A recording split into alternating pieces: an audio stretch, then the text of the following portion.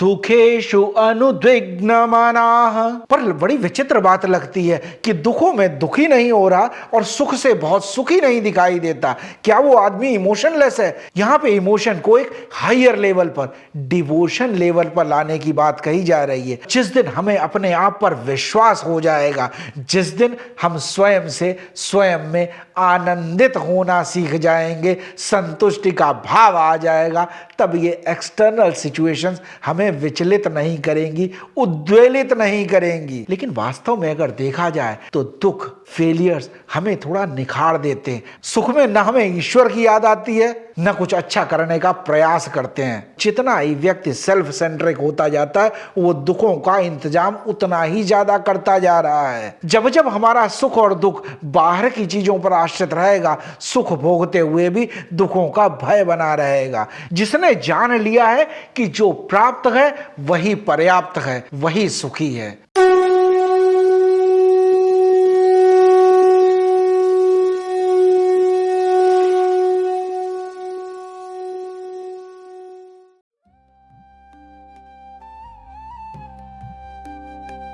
धर्म रक्षते रक्षिता।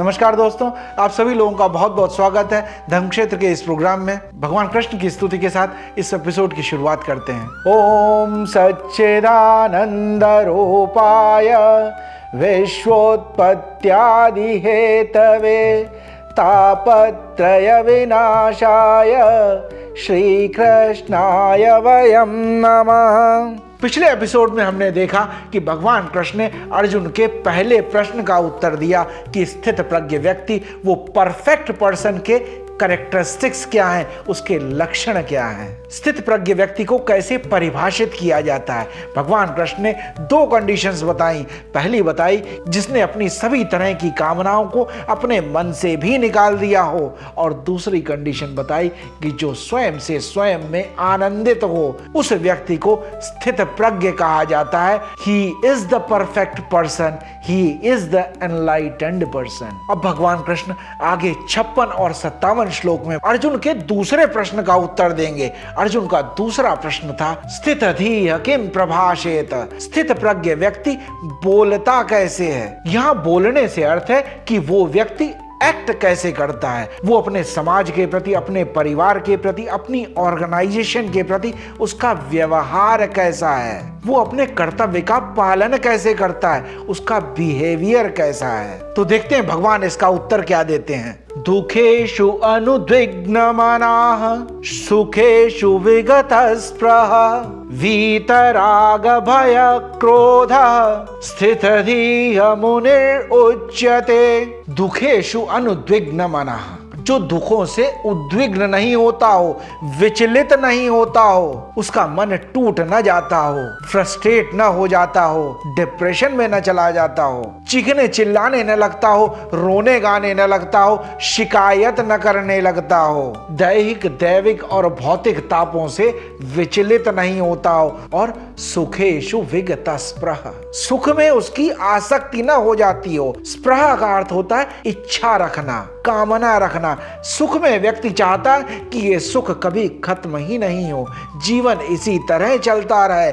ये सुखों की स्पृहा है, यही सुखों की कामना है, और वो सुख पाकर अहंकारी नहीं हो जाता है। जो दुख से परेशान नहीं होता और सुख में पागल नहीं हो जाता, वो व्यक्ति कामनाओं से और क्रोध से, दोनों से ही मुक्त हो जाता है। पर बड़ी विचित्र बात लगती है कि दुखों में दुखी नहीं हो रहा और सुख से बहुत सुखी नहीं दिखाई देता। क्या वो आदमी इमोशनलेस है? क्या वो भाव शून्य व्यक्ति है? लेकिन ऐसा है नहीं। अगर आपको पिछला श्लोक ध्यान हो तो स्थित प्रज्ञ व्यक्ति का लक्षण बताया गया था आत्मैव आत्मनः तुष्टा। वो स्वयं से स्वयं में आनंदित है। वो आनंद ढूंढने के लिए बाहर नहीं जा रहा। उसे कोई चीज सुखी नहीं कर सकती, उसे कोई चीज दुखी भी नहीं कर सकती है। उसका रिमोट कंट्रोल किसी और के हाथ में नहीं है जो उसका सुख और दुख नियंत्रित कर रहा हो। हम सभी के पेन पॉइंट्स होते हैं और ये अक्सर हमारे रिमोट की तरह काम करते हैं। जब भी लोगों को हमारे पेन पॉइंट्स पता लग जाते हैं और वो हमें दुखी करना चाहते हैं, एग्जैक्टली उसी पॉइंट पर हमें दबाया जाता है और हम दुखी हो जाते हैं, हम क्रोधित हो जाते हैं, हम विचलित हो जाते हैं, हमारी बुद्धि काम करना बंद कर जाती है और हम परेशान होने लगते हैं। आपको अपने स्कूल टाइम की अगर याद हो तो आपको याद आएगा कोई ना कोई ऐसा बच्चा जिसको सभी लोग बुली किया करते थे, उसको चिढ़ाया करते थे, क्योंकि वो चिढ़ जाता था, उसका पेन पॉइंट एक्सपोज हो गया था। हमें किसी ने नहीं परेशान किया क्योंकि हमारा पॉइंट एक्सपोज नहीं हुआ था। अगर हमारा पेन पॉइंट भी एक्सपोज हो जाता तो हमें भी बुली किया जाता, हमें भी परेशान किया जाता। और ये बचपन तक ही सीमित नहीं था, आज भी लोग इसका यूज करते हैं। लोग जानते हैं आपको अगर ऐसा कह दिया जाएगा तब उसका बिहेवियर बदल जाएगा, then we will take it over. और यहीं से आपका एक्सप्लॉयटेशन भी शुरू हो जाता है। रिलेशनशिप में भी इस तरह का एक्सप्लॉयटेशन किया जाता है। किसी ने आपसे कह दिया कि तुम मुझसे प्रेम नहीं करते हो, तुम मेरा ध्यान नहीं रखते और हम विचलित हो गए। अब जो नहीं करना था वो भी करने को तैयार हो गए, क्योंकि रिमोट कंट्रोल किसी और के हाथ में है। गीता का उपदेश वेदांत हमें इमोशन लेस होने की बात नहीं कर रहा, इमोशन को छोड़ देने की बात नहीं कर रहा है। यहाँ पे इमोशन को एक हायर लेवल पर, डिवोशन लेवल पर लाने की बात कही जा रही है। जब हम किसी के कह देने के कारण उसके साथ व्यवहार बदलते हैं तब वो एक्सप्लॉयटेशन है। लेकिन मेरा स्वभाव ही प्रेम देना है, अगर मैं प्रेम ही कर सकता हूं,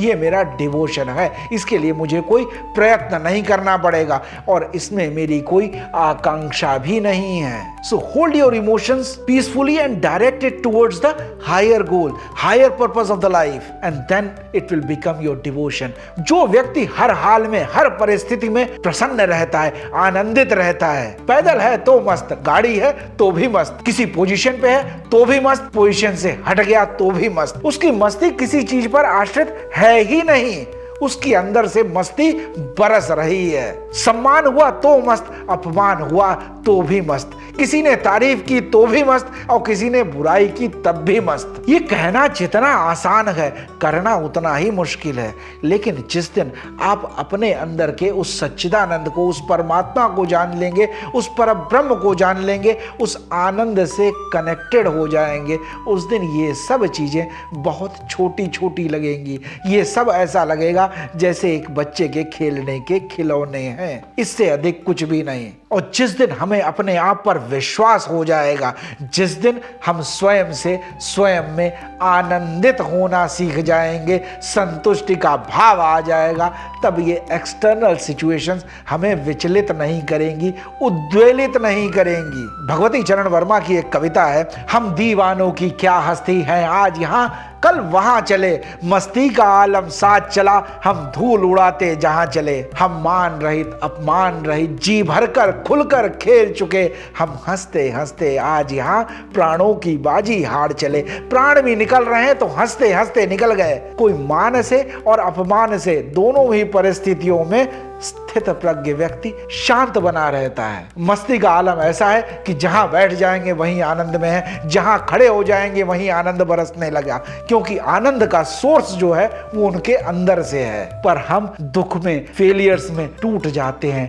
बिखर जाते हैं, और सुख में, सक्सेस में अकड़ जाते हैं, अभिमानी हो जाते हैं। लेकिन वास्तव में अगर देखा जाए तो दुख, फेलियर्स हमें थोड़ा निखार देते हैं, हमें थोड़ा परिष्कृत कर देते हैं, हमें थोड़ा सुधार देते हैं, हमारा स्किल सेट इंप्रूव कर देते हैं, हमें सच्चे मित्रों की पहचान करा देते हैं। गोस्वामी तुलसीदास जी ने रामचरितमानस में लिखा है, धीरज धर्म मित्र अरु नारी, आपद काल परखिए चारी। धीरज, व्यक्ति में पेशेंस कितना है, धर्म की बातें करता हो लेकिन जब क्रिटिकल पॉइंट आ गया हो तब वो धर्म पर स्थिर रह पाता है या नहीं। क्रिटिकल सिचुएशन में, आपदा की सिचुएशन में आपका कौन सही मित्र है और आपकी पत्नी का बिहेवियर आपके साथ कैसा है आपदा की सिचुएशन में, क्रिटिकल पॉइंट्स में। सुख के सब साथी, दुख में न कोई। दुख की घड़ी में इन चारों चीजों की सही पहचान हो जाती है।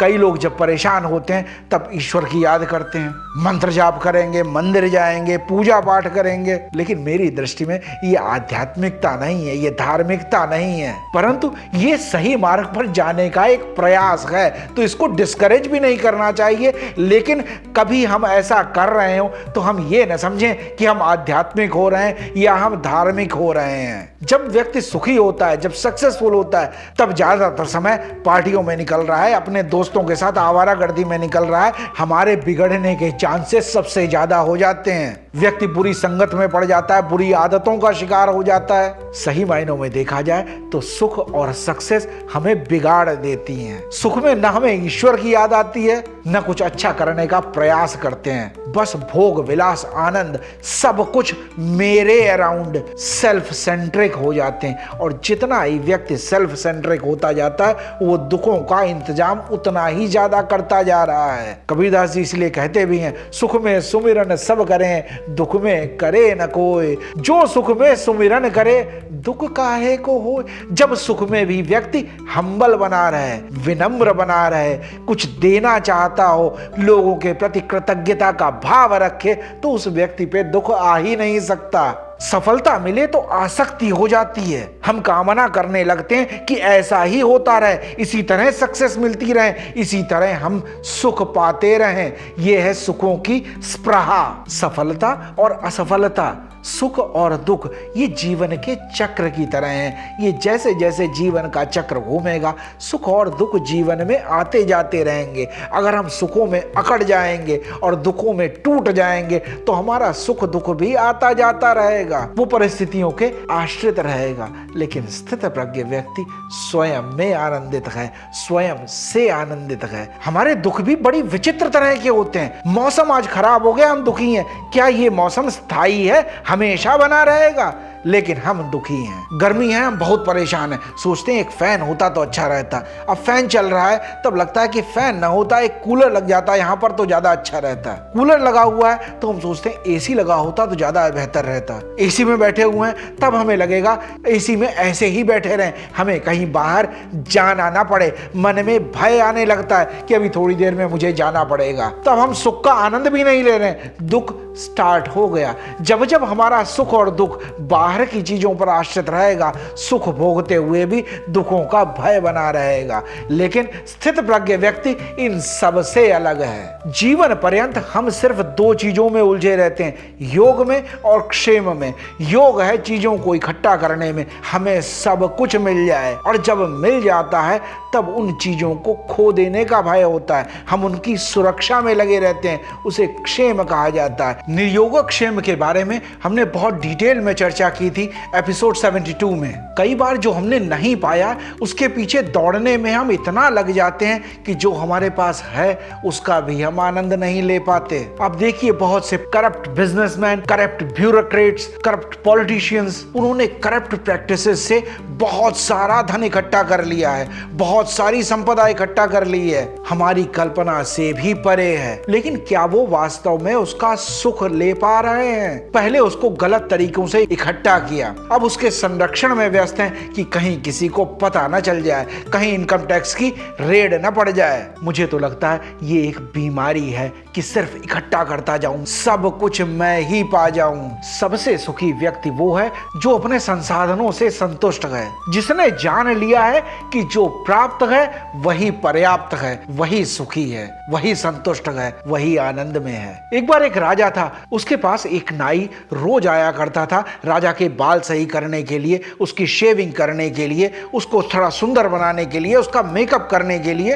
राजा रोज काम करने के बाद उसे 1 रुपया दिया करता था। वो 1 रुपया उसके लिए पर्याप्त था, वो संतुष्ट था, उसमें वो प्रसन्न रहता था, वो आनंद में रहता था। जब राजा का मेकअप कर रहा होता था, जब राजा के बाल काट रहा होता था, तब वो राजा को जोक सुनाया करता था, खूब हंसता था और खूब हंसाता था। राजा को बड़ा आश्चर्य होता, कई बार ईर्ष्या भी होती कि इसके पास क्या है जो इतना प्रसन्न रहता है, मेरे पास पूरा राज्य है फिर भी मैं परेशान रहता हूं, मैं इतना खुल के हंस ही नहीं पाता, इसने ऐसा क्या पा लिया है जिससे ये इतना आनंद में रहता है। तब उसने ये बात अपने मंत्री को बताई और उसने मंत्री से कहा, मुझे लगता है कि हमें उसे कुछ पैसे देने चाहिए ताकि वो अपने परिवार का अच्छे से ध्यान रख सके, उनका भरण पोषण कर सके। मंत्री बहुत चतुर था, मंत्री मुस्कुराया और बोला, राजन, अगर आप उसका भला चाहते हैं और चाहते हैं कि वो ऐसा ही हंसता रहे, प्रसन्न रहे, आनंद में रहे, उसे एक्स्ट्रा पैसे मत दीजिए। राजा को ये बात बड़ी आश्चर्यजनक लगी। राजा ने सोचा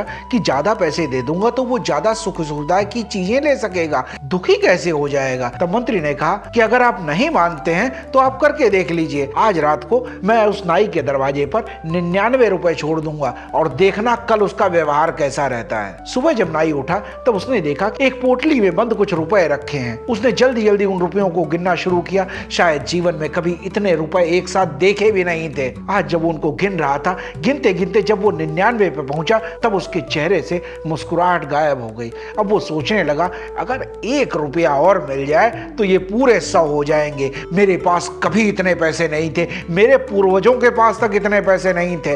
पत्नी ने कुछ भोजन बनाया, उसको करने में भी उसकी रुचि नहीं आ रही है। जब वो राजा के पास गया, जल्दी जल्दी अपना काम कर रहा था, वो आज उस काम को एंजॉय नहीं कर रहा था। ना आज उसके पास कोई चुटकुला था, ना आज कोई किस्सा था, ना आज कोई कहानी थी। राजा को बड़ा आश्चर्य हुआ। राजा को लग रहा था कि आज वो बहुत खुश होकर आएगा, लेकिन स्थिति बिल्कुल अलग थी। आज उस नाई के मुंह पे कोई मुस्कुराहट नहीं थी। वो बस जल्दी से अपना काम निपटा लेना चाहता था और 1 रुपया राजा से ले लेना चाहता था ताकि वो 100 रुपए हो सके। आज वो जब घर गया तो बच्चों के लिए कुछ लेके नहीं गया। जब बच्चों ने पूछा कि आज क्या लेके आए हो, तब उसने कह दिया कि हम थोड़ी बचत करेंगे, अब हम थोड़े थोड़े पैसे खर्च करेंगे। अब जीवन का उद्देश्य बदल गया, अपने सुख को टाल दिया और जिसने सुख को टाल दिया उसका सुख कभी नहीं आया। इसीलिए मैंने कहा था ये ज्यादा पैसा इकट्ठा करने की जो इच्छा है, कामना है, ये किसी बीमारी से कम नहीं है। राजा ने अपने मंत्री से पूछा, तब मंत्री ने कहा अब ये 99 के फेर में पड़ गया है। अब इसे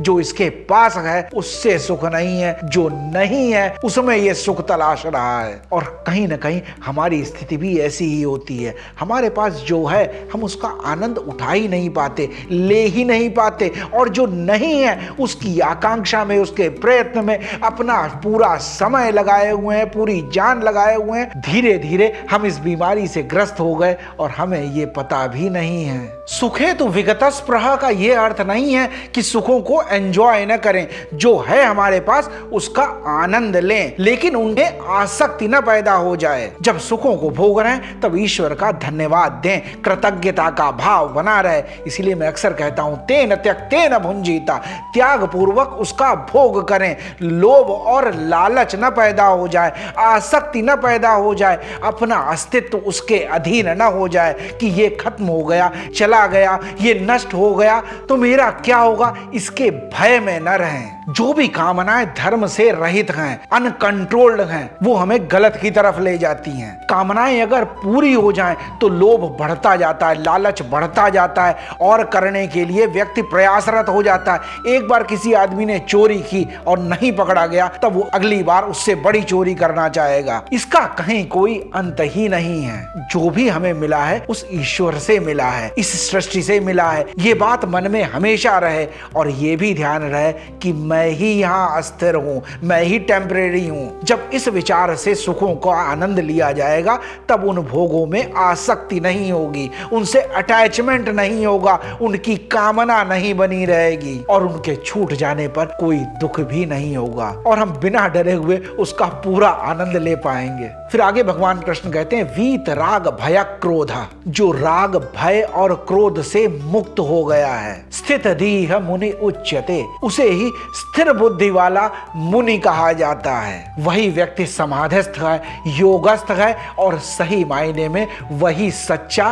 कर्मयोगी है। मुनि कहते हैं जो मनन करने वाला हो, चिंतन करने वाला हो और अपने कार्य को कुशलता से करने वाला हो। मुनि होना सब कुछ छोड़कर भाग जाना नहीं है, यही सब में रहते हुए इन सब से विरक्त हो जाए, वीतरागी हो जाए, वही सच्चा मुनि है। जब उस व्यक्ति का साधनों में राग नहीं रह जाता तब उसे खो जाने का भय भी नहीं रह जाता। इसीलिए कहा गया वीतराग भय क्रोध, उसमें भय का भी नाश हो जाता है और कई बार चीजों के छिन जाने से, नष्ट हो जाने से हम क्रोधित हो जाते हैं। अब ये भाव भी नहीं रह जाएगा।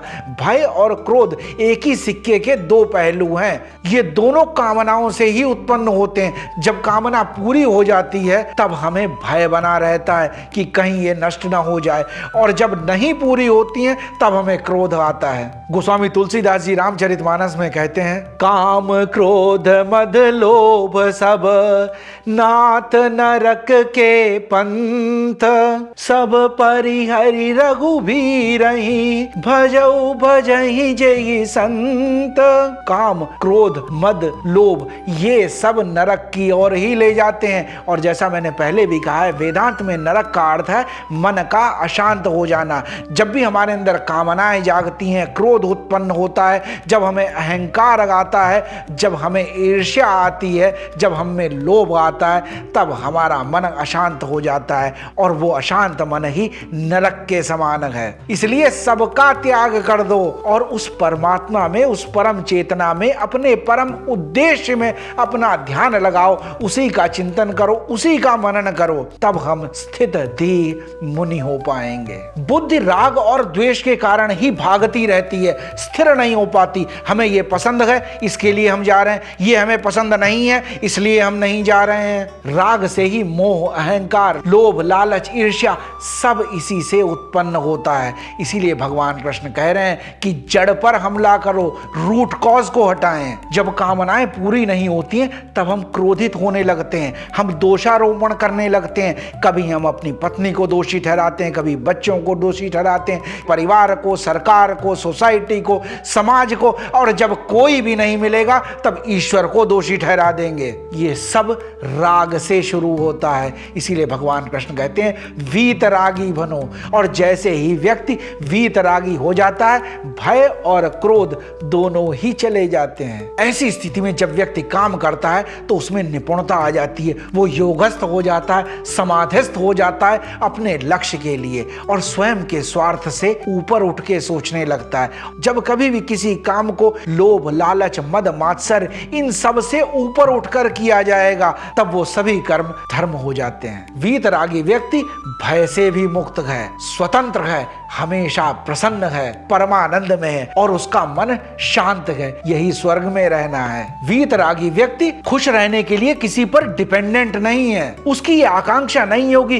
कि ये मेरे लिए ऐसा कर दे तो मैं खुश हो जाऊं, ये मुझे ये दे दे तो मैं खुश हो जाऊं। वो इन सब से मुक्त है, उसकी कोई आकांक्षा ही नहीं है। जब हमारी किसी से अपेक्षा होती है और वो हमारी अपेक्षा के अनुरूप काम नहीं करता है तब हम दुखी होते हैं। जिस व्यक्ति की अपेक्षा ही नहीं है उसे कोई दुखी कैसे कर सकता है। जिस किसी की भी दूसरे से अपेक्षा है वो पराधीन है, बंधन में है। इसीलिए कहा भी जाता है कि पराधीन सपने सुख ना आए। उसको तो सपने में भी सुख नहीं मिल सकता है। हम दूसरों से एक्सपेक्ट करते हैं कि वो हमारे लिए ऐसा करें, और कोई भी किसी के लिए बदलना चाहता ही नहीं है। और जब वो नहीं बदलते हैं तब हमें फिर क्रोध उत्पन्न होता है। हम उन्हें कंट्रोल कर लेना चाहते हैं, चाहे वो पत्नी हो, चाहे वो बच्चे हो, चाहे वो सोसाइटी हो, पड़ोसी हो, हमारे रिलेटिव्स हो। और हम जितना ही कंट्रोल करने की कोशिश करते हैं परिस्थितियां उतनी ही बिगड़ती चली जाती हैं। हम जीवन को भी कंट्रोल कर लेना चाहते हैं, लेकिन